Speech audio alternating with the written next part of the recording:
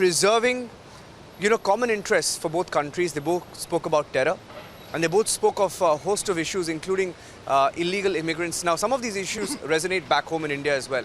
Now, I want to ask you, Vibhuti Jha, when he speaks in a few days from now at the UNGA, what do you expect his tone to be and his theme? I think Prime Minister Modi is a very savvy and astute speaker, and you can see that he really mesmerizes people with his speeches. And the most important thing is that he sticks to the issues and he delivers the truth. The wonderful thing about Prime Minister Modi is that he says, was a Sanskrit ka shabd hai na, Satyam Uvach Priyam Uvach. He tells the truth in a manner that you begin to think, oh my God, it's true. So think about it like this. What he did with America and Trump, he found a common thread of terrorism as a common issue between the two countries. Once you want to be friends, then you want to find a common issue that drives the rest of the narrative. And that is an open challenge. So what Mr. Modi has done is to bring the threat of global terrorism, which as long as it was an Indian issue, nobody cared a hoots about that. But the moment it has become an American issue, a European issue, now Prime Minister has made it as a global issue. You cannot ignore terrorism. Think about it like this. And I can tell you, in 1991 when I came to America, one of the greatest pleasures of being in America was the flying freedom that you had. My first time my family flew on a home vacation trip, we were 10 minutes for the takeoff of the flight and my wife and son boarded the plane. You can imagine now. So this is the impact of terrorism, that it has destroyed human trust. Things that I could trust you. Today you are bearded, I am bearded, and the rest of the world will look at us with suspicion. That's terrible. Look at the security arrangements that one has to make.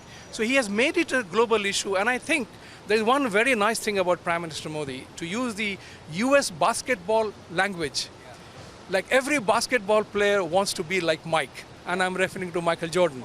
Likewise, every world leader is looking at Mr. Modi as a leadership role because he's showing direction.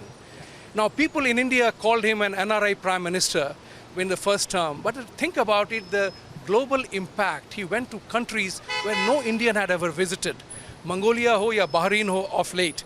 So the question was that he built the narrative of India being accepted, and he is using the non-resident Indians as the new resources of India and fully deployed. So it has given us an immense sense of pride. And he will talk about development because that is where the mool thing lies. That unless and until development happens, immigration will happen. Now, immigration is a two-way function. One is people seeking better economic opportunity or running away from oppression.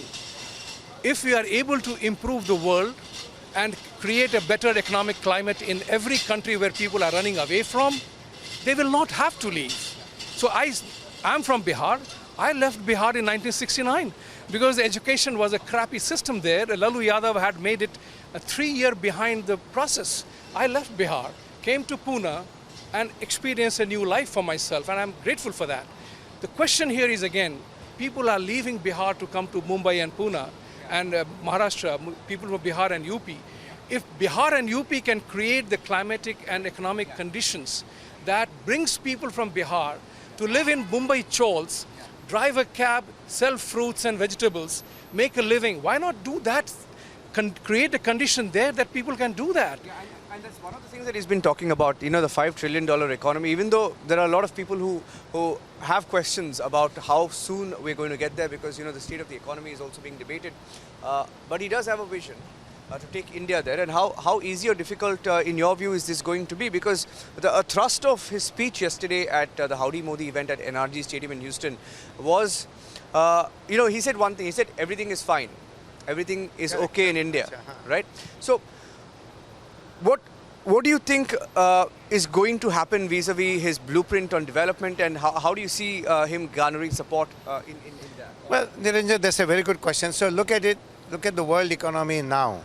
China and America are as crossroads. America realizes that just depending on China, who has global ambition to become a superpower themselves, no number one guy doesn't want another guy to be number one.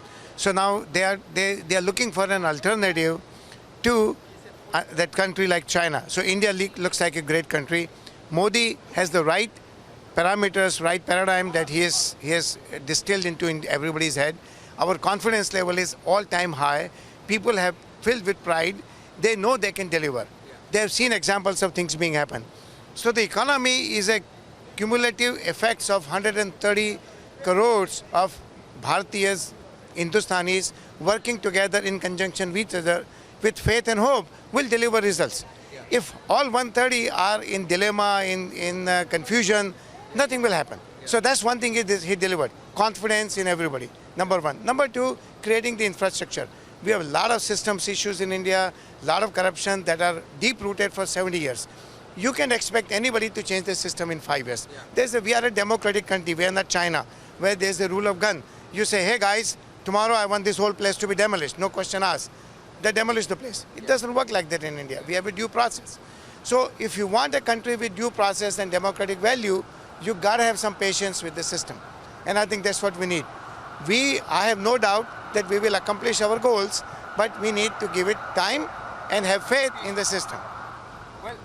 Vibhuti Jha and Rakesh, it's going to be a heavy 5 days in New York, and there's going to be a lot of activity, diplomatic activity as well.